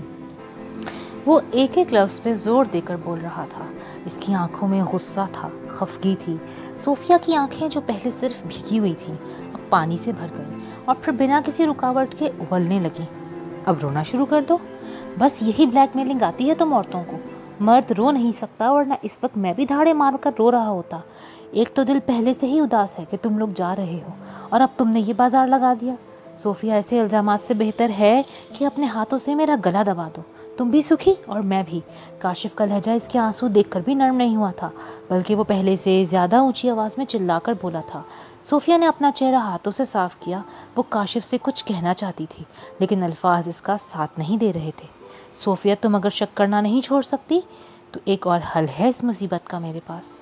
مجھے چھوڑ دو، آرام سے اپنے گھر میں رہو جو بی بی جان نے تمہارے نام کیا تھا۔ میں تم سے کوئی جواب طلبی نہیں کروں گا اور ہر مہینے تمہیں اور زرمین کے خرچے کے پیسے بھیج دیا کروں گا۔ چھوڑ دو بس مجھے، اگر میں تمہیں اتنا ہی بد فطرت نظر آتا ہوں تو۔ میں روز روز کے ان ڈراموں سے تنگ آ گیا ہوں۔ بس ہو گیا فیصلہ، مت رہو میرے ساتھ، چھوڑ دو مجھے۔ وہ مزید چلایا تھا۔ صوفیہ نے بلک بلک کر رونا شروع کر دیا۔ کاشف ایسے مت کہیں، خدارا ایسے مت کہیں، آپ ناراض مت ہوں۔ میں جانتی ہوں میری اور زرمین کی خاطر آپ نے کیا کچھ کیا ہے، لیکن آپ میرے دل کی کیفیت بھی تو سمجھیں۔ میں آپ کو کسی سے بانٹ نہیں سکتی۔ بھوکے مرنے سے کہیں زیادہ تکلیف دہ آپ کو کسی اور کا ہوتے دیکھ کر مرنا ہے۔ آپ چھوڑ دیں سب کچھ، چلیں واپس پاکستان۔ ہم تنگی ترشی میں گزارا کر لیں گے، میں اپنی ضروریات کو محدود کر لوں گی، لیکن میں ایسے نہیں جی پاؤں گی۔ میری سب کشتیاں جل چکی ہیں، اب تو ماں جیسی سانس بھی نہیں رہی جن کے سامنے رو کر اپنا دل ہلکا کر لوں۔ یہ سب باتیں وہ صرف سوچ رہی تھی، اس نے کاشف سے کہا کچھ نہیں۔ کاشف اسے اس طرح روتا دیکھ کر چڑھ کر اس کے پاس سے اٹھ گیا اور پھر کمرے کا دروازہ کھول کر باہر نکل گیا۔ نینا تم نے امی سے بات کی؟ وہ سلیم کے پاس سے اٹھ کر ابھی گھر آئی ہی تھی جب سری نے اس سے پوچھا۔ ابا کو تو وہ باہر دیکھ آ رہی تھی لیکن امی ابھی گھر پہ نہیں تھی۔ امی ہیں کہاں؟ نینا نے اس کے سوال کا جواب دینے کے بجائے سوال کیا۔ پتہ نہیں، کہیں باہر نکلی ہیں چادر لے کر۔ مجھ سے تو خفا خفا سی ہیں، بات ہی نہیں کر رہی، زری نے سر چٹک کے کہا۔ نینا کو بہت عجیب لگا۔ زری ایسی نہیں تھی، امی کی خفگی کے خیال سے وہ بے چین ہونے لگتی تھی، لیکن اس ایک موضوع پر اس کے بدلے بدلے ادوار کچھ عجیب لگتے تھے۔ اب تم بتاؤ، تم نے امی سے بات کی؟ زری نے اسے خاموش دیکھ کر دوبارہ پوچھا۔ ہاں، میں نے انہیں بتا دیا ہے کہ زری اپنی مرضی سے شادی کرنا چاہتی ہے، نینا سادہ سے لہجے میں بولی۔ اسے واقعی کچھ عجیب سا لگا۔ وہ امی سے بدتمیزی کرتی تھی، ان کے سامنے زبان چلاتی تھی، لیکن ان سے محبت بھی کرتی تھی، اور ان کی بد کلامی کے بعد جب زری امی کو حوصلہ دیتی تھی یا ان کا دھیان بٹاتی تھی تو اسے اچھا لگتا تھا۔ اسے بہت اطمینان ہوتا تھا کہ امی کی ایک بیٹی تو اچھی ہے جو انہیں دکھی نہیں ہونے دیتی، لیکن اسی لمحے زری کا لاپرواہ سا رویہ اسے کچھ کھٹک رہا تھا۔ امی نے کیا جواب دیا؟ غصہ کر رہی ہوں گی نا؟ زری نے پہلے جوش سے کہا اور پھر ناک چڑھا کے سوال کیا۔ نینا نے پھر اسے غور سے دیکھا اور ابھی وہ کچھ بولی بھی نہیں تھی کہ زری مزید اکتائے ہوئے انداز میں بولی۔ نینا، تم میری طرف سے امی کو ایک بات اور کہہ دینا، میں اسفر کے علاوہ کسی اور سے شادی نہیں کروں گی۔ وہ ناراض ہو کر مجھے بلیک میل نہیں کر سکتی۔ میں یہ بات خود ان سے بھی کہہ سکتی تھی، لیکن وہ مجھ سے بات ہی نہیں کر رہی۔ زری کا انداز مزید لاپرواہ ہوا تھا۔ نینا حیران ہی رہ گئی، یہ راتوں رات زری کو کیا ہو گیا تھا؟ وہ تو بہت فرما بردار اور مؤدب قسم کی بچی تھی، ایک عام سے مرد کی محبت نے اس کے دل کو کیسے بدل کے رکھ دیا تھا؟ امی نے ایسا کچھ بھی نہیں کہا، زیادہ ہیروئن نہ بنو، نینا برا سا منہ بنا کے بولی، پھر لاؤنج میں پڑے دیوان پر بیٹھتے ہوئے بولی، ذرا حوصلہ کرو، امی کو بتا دیا ہے میں نے، انہیں کچھ وقت تو لگے گا نا اتنی بڑی بات ہضم کرنے میں، تم تو بدتمیزی ہی پر اتر آئی ہو۔ بہت اچھے، یعنی اب تم مجھے بدتمیزی کے طعنے دو گی؟ تمہیں خود بھول گیا تھا کہ امی کے ساتھ کتنی بدتمیزی کرتی رہی ہو؟ امی تمہاری پسند کا کھانا بنا ہی دیں تو تم زبان چلا چلا کر ان کا جینا دوپہر کر دیتی ہو۔ میں تو ایک جائز بات کر رہی ہوں، اپنی پسند کی شادی کرنا گناہ نہیں ہے، ہمارے مذہب میں بھی اس کی ممانعت نہیں، اسی لیے مجھے ٹوک ٹوک کے شرمندہ مت کرو۔ زری تڑک کے بولی تھی۔ نینا چپ ہی رہ گئی۔ زری کتنی منہ پھٹ ہو رہی تھی۔ نینا کی ایک بات اچھی تھی، اسے حالات کے مطابق سمجھدار ہونا آتا تھا۔ اسے احساس ہوا تھا کہ اس لمحے زری کو ٹوک کر یا شرمندہ کر کے بات نہیں بنے گی، اس لیے اس نے اپنے لہجے کو معتدل کر دیا تھا۔ زری، تسلی رکھو اور ایک بات کا یقین کر لو، امی ابا تمہارے لیے کوئی غلط فیصلہ نہیں کریں گے، وہ دونوں ہی بہت چاہتے ہیں تمہیں۔ میں نے کہا تھا تمہیں کہ تم مجھے اسفر کے متعلق سب باتیں تفصیل سے بتاؤ، ہم ضروری چھان بین کے بعد باقی معاملات طے کر دیں گے۔ اس نے جیسے اسے تسلی دی تھی۔ زری چند لمحے کچھ نہیں بولی، پھر اس نے کندھے اچکا دیے۔ میں نے اسفر سے کہا ہے، وہ مجھے آج رات فون نمبر، ایڈریس وغیرہ سب دے دے گا، پھر تم امی کو بتا دینا۔ نینا نے اس کی بات سن کر سر ہلا دیا، لیکن وہ بولی کچھ نہیں، وہ تو بس زری کا بدلہ چلن دیکھ کر ہی سوچ میں گم ہوئی جا رہی تھی۔ میں تمہیں اسفر کی تصویر دکھاؤں؟ چند لمحے کی خاموشی کے بعد زری نے پوچھا۔ نینا کا دل چاہا کہ کہہ دے، سنبھال کر رکھو اپنے مہیوال کی تصویر، مجھے نہیں دیکھنی، لیکن یہ اصولاً بڑی بد اخلاقی ہو جاتی، سو اسے کہنا پڑا، ہاں دکھاؤ، میں نے تو تمہیں رات میں ہی کہا تھا۔ मेरे पास इसकी कोई अच्छी तस्वीर थी ही नहीं। मेरे कहने पर इसने अभी व्हाट्सएप की है, वो पूरी इश्तियाक लहजे में कहते हुए अपने सेल फोन ऑन करने लगी। कुछ देर बाद ही इसके सेल की स्क्रीन पर एक चेहरा चमकने लगा। वो 27-28 साल का एक खुश शक्ल मर्द का चेहरा था। गंधुमी रंगत, तीखे नकूश, चेहरे पर हल्की सी दाढ़ी। नैना को बज़ाहिर वो अच्छा ही लगा। उसने जरी के हाथ से सेल पकड़ लिया। इस तरफ से आगे चलो, और भी तस्वीरें हैं, जरी ने कहा। नैना ने एक के बाद एक तस्वीर देखी। ज़ाहिरी शक्ल और सूरत की हद तक वो शख्स बुरा नहीं था। तस्वीरें देखते हुए एक तस्वीर देखकर एकदम नैना का एहसास हुआ कि जैसे इसने इस शख्स को पहले कहीं देख रखा है। इसने दोबारा उस तस्वीर को गौर से देखा और फिर सारी तस्वीरें बारी बारी दोबारा देखी। हर तस्वीर को देखते हुए उसे ऐसा लगने लगा जैसे उसने इस शख्स को कहीं देख रखा है। इसने सोच के घोड़े दौड़ाए, लेकिन ये एहसास बड़ा मुबहम सा था, उसे याद नहीं आया। हैंडसम है ना, सच सच बताओ, जरी इसी इश्तियाक भरे लहजे में पूछ रही थी। जरी, मुझे लगता है जैसे मैंने इसको कहीं देख रखा है, इसने कहा। जरी मुस्कुराई थी। हाँ, जब मैंने पहली बार इसकी तस्वीर देखी तो मुझे भी ऐसे ही लगा। ये तुर्किश ड्रामों के हीरो से मिलता है ना। वो अब भी शर्मा रही थी। नैना ने इसके चेहरे की जानिब देखा, दिल को फिर कोई सख्त जुमला कहने से रोका। सुना था मोहब्बत अंधी होती है, लेकिन इतनी अंधी? वो इतनी पर जोर दे के बोली। जरी ने कहका लगा दिया। सच कहती हो, मोहब्बत वाकई अंधी होती है, लेकिन यकीन करो नैना, इस अंधेपन में बड़ा मज़ा है। मोहब्बत ऐसी अनोखी बीमारी है कि बीमार पड़े रहने में भी लुत्फ़ आता है। वो आराम से एतराफ़ कर रही थी। नैना कुछ नहीं बोली। वो बस इस शख्स की तस्वीर देखते हुए याद करने की कोशिश कर रही थी कि इसने उसे कहाँ देखा था। इस रात काशिफ घर नहीं आया था और अगले रोज़ सोफिया की फ़्लाइट थी। वो दोपहर के करीब घर में घुसा तो इसका हुलिया अजीब सा हो रहा था। शर्ट के बटन खुले हुए थे, आंखें चढ़ी हुई और सुर्ख हो रही थीं। वजूद से अजीब सी बिसांत उठ रही थी। सोफिया ने वो रात बहुत बेचैनी से गुजारी, लेकिन काशिफ को देखने के बाद इसने कोई सवाल नहीं किया। काशिफ नहाने के बाद बाथरूम में घुस गया। वापस निकलकर इसने 2 कप कॉफ़ी बनाई थी। इसका रवैया ऐसा था जैसे कुछ हुआ ही ना हो। वो कॉफ़ी पीते हुए ज़रमीन को गोद में लेकर बैठकर बातें करने लगा।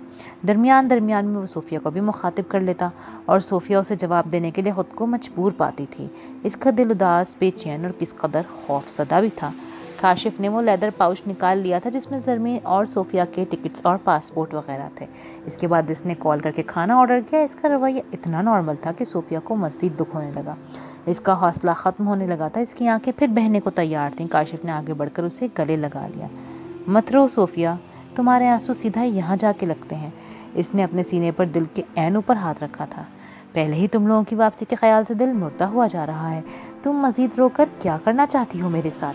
बस कर दो प्लीज़, दफन कर दो मेरे दिल में अपने सारे वहम खदशात। बस इतना याद रखो कि ये बंदा तुम्हारे बगैर खाक और धूल के सिवा कुछ भी नहीं है। वो धीमी आवाज़ में कह रहा था। सोफिया के आंसू थमे नहीं थे, लेकिन काशिफ के अल्फाज जैसे गर्मी में खुशगवार हवाओं के जैसे थे। उसे अच्छा लगा। फिर यकदम उसे कुछ महसूस हुआ। इसके बालों में भी नमी महसूस होने लगी थी। इसने सर उठाकर काशिफ के चेहरे की जानिब देखा। वो भी रो रहा था। हवा ही खुशगवार नहीं थी, बादल भी उमड़ आए थे। सोफिया के दिल की तपती ज़मीन पर जैसे अब्रे रहमत बरस रही थी। आप जिसकी मोहब्बत में आंसू बहा रहे हैं ना, जब वो भी आपके साथ मिलकर आपकी मोहब्बत में आंसू बहाए तो भला कैसा लगता है? अच्छा लगता है ना? बहुत अच्छा लगता है। सोफिया को भी बहुत अच्छा लग रहा था। इसके चेहरे पर धूप छाँव जैसा मौसम छाने लगा था। यानी आंखों से आंसू बह रहे थे, लेकिन दिल को करार आ गया था। वो और जरी एक साथ अब्बा की तरफ बढ़ी थी। इनके चेहरे पर अजीब सी मुस्कुराहट थी। नैना ने अपने दिल में भी एक अलवही सी खुशी महसूस की। इन दोनों ने बहुत खूबसूरत कपड़े पहन रखे थे। ये कपड़े अब्बा ने ईद के लिए उन्हें दिलवाए थे। नैना को याद था इसने इन कपड़ों की ज़रा सी भी पसंदीदगी ज़ाहिर नहीं की थी, लेकिन अम्मी ने ज़बरदस्ती उसे ये कपड़े पहना दिए थे जिस पर वो ज़्यादा खुश नहीं थी। लेकिन फिर भी जब अब्बा आए तो वो जरी की तरह इस शिद्दत के साथ आगे बढ़कर इनके गले लगने की ख्वाहिश से सामने आई थी, लेकिन अब्बा ने इसकी जानिब देखा तक नहीं। उन्होंने जरी को गले लगा लिया था। नैना का दिल टूट गया। उसे लगा इसकी आंखें भीग रही हैं। एक साथ चंद आंसू आँखों से लुढ़क कर गालों तक आ गए थे। इसने अम्मी की जानिब देखा, लेकिन वो भी जरी और अब्बा की तरफ ही देख रही थी। नैना को एक बार फिर महसूस हुआ कि उसे सब नज़रअंदाज कर रहे हैं। इसका दिल भर आया था। इसने देखा जरी अब्बा के साथ जा रही है। उनके कंधे से कंधा मिलाए वो आगे की जानिब बढ़ रही है। वो जरी को पुकारना चाहती थी। वो चाहती थी जरी अब्बा के साथ ना जाए। वो उसे कहना चाहती थी कि ये घाटे का सौदा है। जरी इसकी जानिब देख रही थी, ना उसकी बात सुन रही थी। वो बहुत ज़्यादा खुश थी। नैना उसे आवाज़ें देने लगी, लेकिन इसके अंदर हिम्मत नहीं थी। आवाज़ हलक से निकलती ही नहीं थी। उसने सारी हिम्मत मुजतमा की और आवाज़ दे डाली। फिर वो रुकी नहीं थी, वो उसे मुसलसल आवाज़ें दे रही थी। उसे लगा ज़री ने आगे बढ़कर उसे हिला डाला है। वो हड़बड़ा के उठ बैठी। क्या हुआ है? क्यों चिल्ला रही हो? ज़री इसके सर पे खड़ी थी। नैना की आंखें पूरी तरह से खुल गईं। कितनी बार कहा है रात को कम खाया करो, वरना इसी तरह डरावने ख्वाब आते हैं, ज़री नागवारी से बोली। नैना उठकर बैठ गई। उसने अपना चेहरा साफ किया। न जाने क्यों उसे लगा वो आंसू जो इसने नींद में ख्वाब के ज़ेर असर बहाए थे, इनकी नमी अभी भी इसके गालों पर कहीं चमक रही होगी। ज़री वापस अपने बिस्तर पर चली गई थी। नैना ने इसकी जानिब देखा, फिर एक नज़र घड़ी पर डाली। 2 बज रहे थे, लेकिन ज़री का चेहरा देखकर ये नहीं लगता था कि वो सोई हुई थी और नैना को नींद में बड़बड़ाता देखकर उठी है। नैना दोबारा से बिस्तर पर लेट गई। ख्वाब डरावना तो नहीं था जो इसने देखा था, लेकिन फिर भी इसका असर नैना के दिमाग पर था। इसने दोबारा से बिस्तर पर लेटकर कुरानी आयत का विर्द करते हुए दोबारा सोने की कोशिश की, लेकिन उसे नींद ही नहीं आ रही थी। ज़री के सेल की मध्यम सी रोशनी सारे कमरे में फैली हुई थी। वो अपने बिस्तर पर लेटी बिल्कुल बेखबर मुसलसल उंगलियां चलाने में मसरूफ़ थी। मैसेजेस का तबादला वक्त की रफ्तार को भी पीछे छोड़ते हुए तेजी से जारी था। नैना ने महसूस किया था कि ज़री ने जब से उसे असफर का बताया था, तब से वो अपने रवैये में बेधड़क हो चुकी थी, वरना वो पहले नैना के सामने इतनी रात गए तक मैसेजेस नहीं करती थी। अब तो जैसे सारी झिझक ही ख़त्म होकर रह गई थी। नैना ने नागवार सा मुँह बनाकर एक और करवट ली। इसके जहन में कहीं फिर वही तस्वीर जगमगाने लगी थी। वो ज़री ने उसे दिखाई थी। सोते वक्त भी इसके जहन में मुसलसल खलबली मची हुई थी। ज़री ने जो तस्वीरें उसे दिखाई थीं, उन्होंने उसे किसी अनोखी सी जुस्तजू में मुब्तला कर दिया था। उसे लगता था उसने तस्वीर में मौजूद लड़के को पहले कहीं देख रखा है, लेकिन कहाँ कब, जैसे किसी सवाल का जवाब बहुत सोच विचार के बाद की उसके जहन में नहीं जगमगा रहा था। वो इसी सोच में गलबे में सोई थी और फिर जब आँख खोली तब दूसरा ख्याल यही आया कि इस लड़के को कहाँ देखा है। वो दोबारा उठकर बैठ गई। ज़री बात सुनो, मुझे एक बार फिर पिक्चर्स दिखाना, इसने उसे पुकारा। ज़री अपने ध्यान में मगन थी। नैना को उसे दोबारा पुकारना पड़ा। कौन सी पिक्चर्स? ज़री हैरान हुई। वो उसे पहले फेसबुक और इंस्टाग्राम की महफिज की भी अदाकाराओं वगैरह की तस्वीर दिखाती रहती थी। वही उसी लड़के की। नैना को इसका नाम याद था, लेकिन नैना ने जानबूझकर उसका नाम नहीं लिया। यह इस बात की निशानदही था कि वो इसका नाम याद रखकर भी इसकी इज्जत अफजाई करने के मूड में नहीं थी। उस लड़के का नाम असफर है। ज़री ने जताकर इतना ही कहा कि नैना चिढ़कर बोली, पता है ना उस लड़के का नाम मुझे असफर है, और ये भी पता है कि मज़ीद मालूमात के लिए डब्बी के अंदर दी गई पर्ची मुलाहिजा करें। नाम तो सुन ही लिया है हमने कई बार बीबी, अब कोई और बात करो। ज़री ने करवट बदली और इसकी जानिब देखा।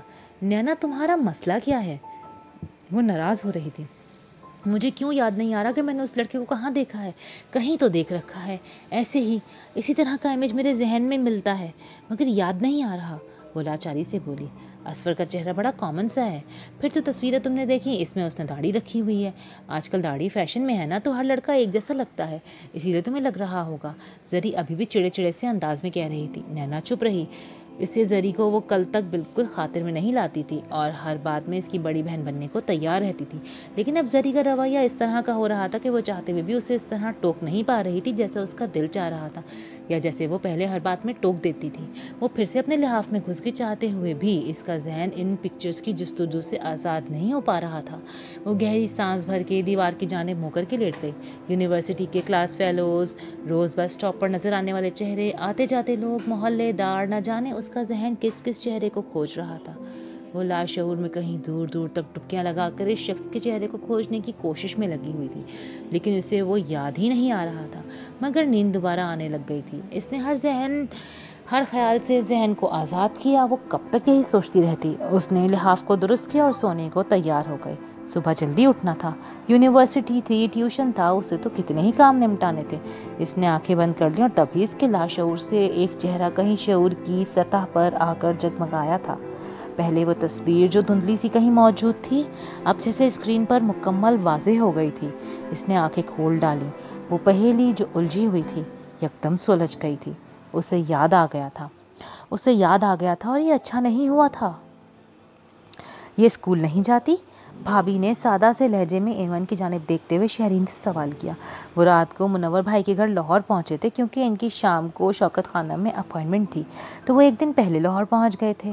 اماں رضیہ اور سمی دونوں یہی چاہتے تھے کہ ایمن ساتھ نہ جائے، لیکن شہرین اسے زبردستی اپنے ساتھ لے آئی تھی۔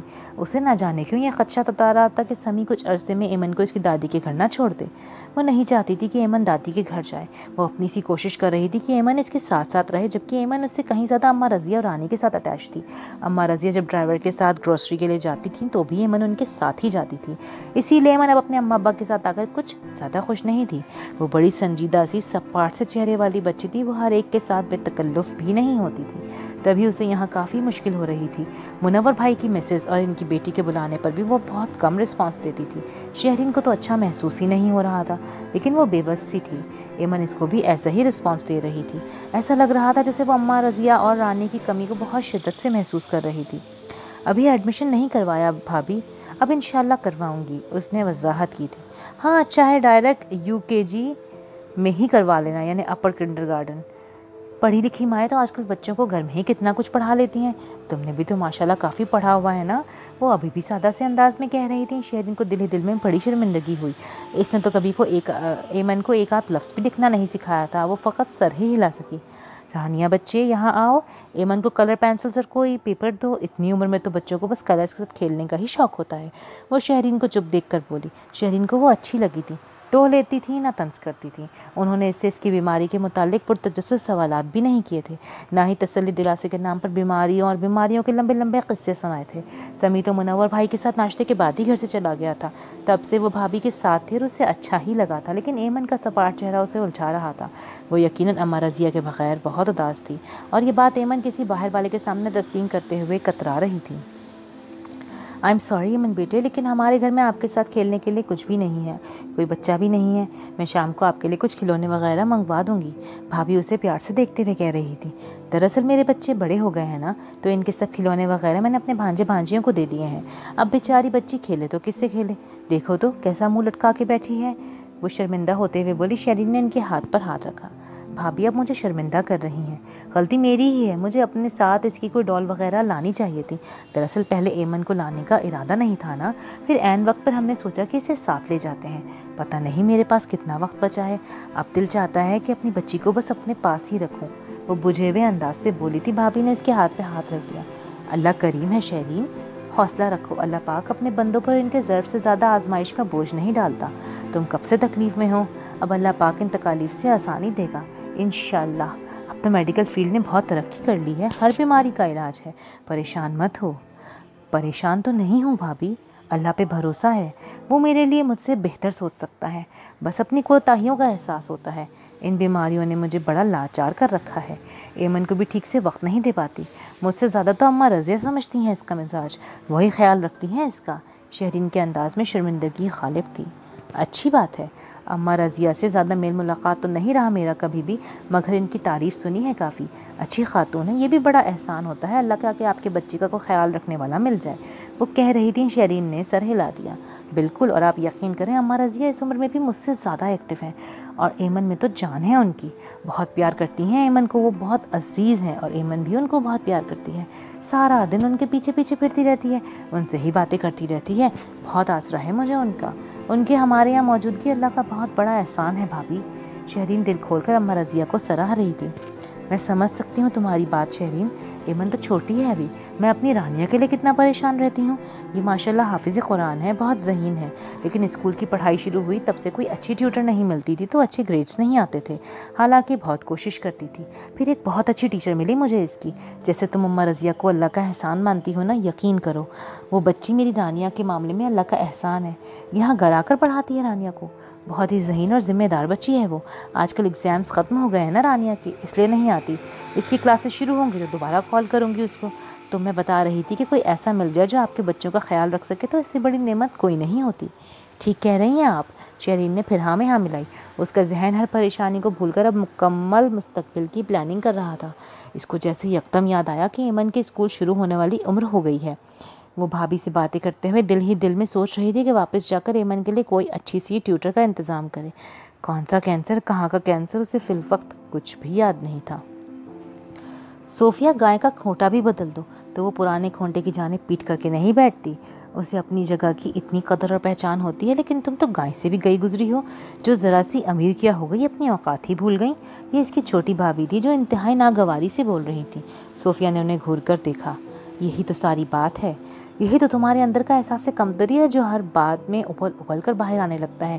یہی تو تمہاری ضد ہے مجھ سے کہ صوفیہ کیوں امیر ہو گئی۔ یہی جلاپا تمہیں کھائے جا رہا ہے۔ وہ بھی بنا کوئی لحاظ کیے بول رہی تھی۔ بات کچھ بھی نہیں تھی، سب بچے ایک ہی جگہ بیٹھے ایک ہی تھال میں آم کھا رہے تھے، لیکن صوفیہ نے زرمین کو سب کے ساتھ بٹھانے کے بجائے الگ پلیٹ میں آم کے سلائس دے کر بٹھا دیا۔ اس کی دیکھا دیکھی باقی سب بچے بھی یہی فرمائش کرنے لگے کہ انہیں بھی الگ پلیٹ میں کھانا ہے۔ صوفیہ کی بھابھی کو اس بات پر غصہ آ گیا کہ اب سب الگ الگ پلیٹ میں کھائیں گے تو دھونے کے لیے کتنے برتن جمع ہو جائیں گے، اس لیے اس نے صوفیہ کو ٹوک دیا کہ اسے ایسا نہیں کرنا چاہیے تھا۔ جہاں سب بچے بیٹھ کر کھا رہے ہیں وہیں زرمین کو بھی سب کے ساتھ بٹھا دیتی، جس پر صوفیہ نے تانا بھی دے دیا کہ باقی سب بچے تو تمیز سے بہراور نہیں ہیں، اس کی بیٹی ایسے بیٹھ کر ایک تھال سے نہیں کھا سکتی، اسے عادت نہیں ہے۔ بس پھر اس بات پر جھگڑا شروع ہو گیا۔ صوفیہ کی بھابھی نے اسے تانا دے ہی دیا کہ وہ اپنی اوقات بھول گئی ہے۔ وہ بھی کم نہیں تھی، خوب چیخنے چلانے لگی۔ وہ جب سے دبئی سے آئی تھی تب سے بول اس کی بھابھیوں کا رویہ ہی بدل گیا تھا اور اس کے لیے ناقابل قبول ہو گیا تھا۔ اگرچہ اس کی بھابھیوں کا رویہ اس کی واپسی کے بعد ابتدائی کچھ دن تک کافی اچھا رہا، کیونکہ واپسی پر وہ سب کے لیے مہنگے مہنگے تحائف چلائی تھی، امپورٹڈ بیگز، پرفیومز، بچوں کے لیے الیکٹرک کے کھلونے۔ کچھ دن تو ان چیزوں کی چکا چوند کی وجہ سے سب اسے برداشت کرتے رہے، پھر آہستہ آہستہ پہلے کی طرح سب کے انداز بدلنے لگے۔ دبئی جانے سے پہلے جو صورتحال تھی اب کی بار وہ مزید شدت اختیار کر گئی تھی۔ اگر غیر جانبداری سے غور کیا جاتا تو اس میں زیادہ قصور صوفیہ کا ہی تھا۔ وہ ان سب کے درمیان خود کو بہت بلند مرتبہ خیال کرتی تھی۔ شادی کے بعد سے کاشف نثار کے نام کے لائقین نے اسے اپنی نظروں میں بہت اعلیٰ مرتبت کر دیا تھا۔ وہ خود کو اپنی بہنوں بھابھیوں سے کہیں زیادہ بہتر خیال کرتی تھی۔ اسے اپنے بھانجے بھانجیاں زرمین سے کمتر نظر آتے۔ زرمین کو کوئی ذرا سی بات کہہ دیتا تو اسے بہت برا لگتا تھا۔ ایسے میں جب یہ خیال آ جاتا کہ کاشف حبیبہ کے ساتھ وہاں اکیلا تھا تو اس کی جان جلنے لگتی۔ وہ پریگننٹ بھی تھی، موڈ سوئنگز الگ بھی حال کرتے، بلڈ پریشر، اٹھنے بیٹھنے کی لاچاری، وہ سب کے ساتھ جھگڑتی رہتی اور اکیلی ہوتی تو روتی رہتی۔ ذہن پر ہر وقت احساس غالب رہتا کہ اس کا شوہر کسی خوبصورت جادوگرنی کی قید میں ہے۔ کبھی خود کو کوستی کہ کاش کچھ زیادہ پڑھی لکھی ہوتی تو کہیں جاب ہی کر لیتی، جب سے کاشف کو مالی معاملت ملتی تو وہ واپس آ جاتا۔ کبھی سوچتی کہ وہ گھر بیچ دے جو بی بی جان نے اس کے نام کیا تھا اور سارا سرمایہ کاشف کو بھجوا دے تاکہ وہ حبیبہ کا سرمایہ لوٹا کر اس کے چنگل سے نکل سکے۔ جب کچھ سمجھ نہ آتا تو اپنی قسمت پر شاکی رہتی کہ کاش اس کے والد بہت مالدار ہوتے تو ان سے جائیداد میں حصہ ہی مانگ لیتی۔ وہ بہت مشکل دور تھا جس سے وہ گزر رہی تھی، اس کی وجہ سے اس کے ارد گرد رہنے والے بھی مشکل میں تھے۔ بھابھیاں برداشت کرنے کی کوشش کرتی لیکن جب نہ ہوتا تو صاف اس کے منہ پہ ہی کہہ دیتی۔ چھوٹی بھابھی زیادہ ہی نک چڑھی تھی، وہ بھی غصے پر اس کو سنا دیتی تھی۔ صوفیہ اس گردن کے سریے کو ذرا نرم کر لو، بیٹی والی ہو، کل کو اسے بہانا بھی ہوگا۔ اگر تمہارے یہی رنگ ڈھنگ رہے تو کوئی اسے بہانے نہیں آئے گا۔ صوفیہ ان باتوں کے جواب میں ان سب کو جلی کٹی سناتی، غصے سے چلاتی اور جب چلا چلا کے تھک جاتی تو رونے لگتی۔ کاشف کا فون آتا تو بس رو رو کے یہی کہتی کہ واپس آ جاؤ، جس سے وہ چڑ جاتا اور اپنی ناراضگی ظاہر کرتا اور پھر کئی دن فون نہ کرتا تو صوفیہ مزید بےحال ہو جاتی۔ یہ ایسے ہی ایک دن کی بات تھی، اس کے 7 سالہ بھتیجے نے کسی بات پر ناراض ہو کر زرمین کو دھکا دے دیا، جس پر وہ رونے لگی۔ صوفیہ کو جب پتہ لگا تو اس نے بنا اصل بات پوچھے بھتیجے کو مار مار کے ادموا کر دیا۔ بھابھی بھی میدان میں آ گئی، بچوں کی لڑائی گھمسان کی جنگ میں بدل گئی۔ بھابھی نے کہہ دیا کہ اب اس گھر میں تب ہی رہوں گی میں جب صوفیہ یہاں سے جائے گی۔ صوفیہ کے میکے میں سب اس سے الگ ناراض ہو گئے۔ اس کے والد نے کاشف کو فون کیا کہ وہ یا تو اپنی اہلیہ کو اپنے ساتھ دبئی میں رکھے یا پھر خود واپس آ جائے۔ ہونا تو یہ چاہیے تھا کہ کاشف اسے فون کر کے تسلی دلاسا دیتا، لیکن اس نے بھی فون کر کے اسے ہی ڈانٹا۔ ان سب باتوں نے صوفیہ کو ذہنی طور پر توڑ پھوڑ کر رکھ دیا۔ انہی دنوں اس کی بڑی بہن بھی میکے رہنے کی غرض سے آئی ہوئی تھی۔ اس کی یہ حالت دیکھ کر وہ اسے اپنے ساتھ لاہور لے آئی۔ باقی آئندہ اگر آپ کو یہ پارٹ پسند آیا ہے تو please do like, share and subscribe my channel. ملتے ہیں اگلی ویڈیو میں، تب تک کے لیے اللہ حافظ۔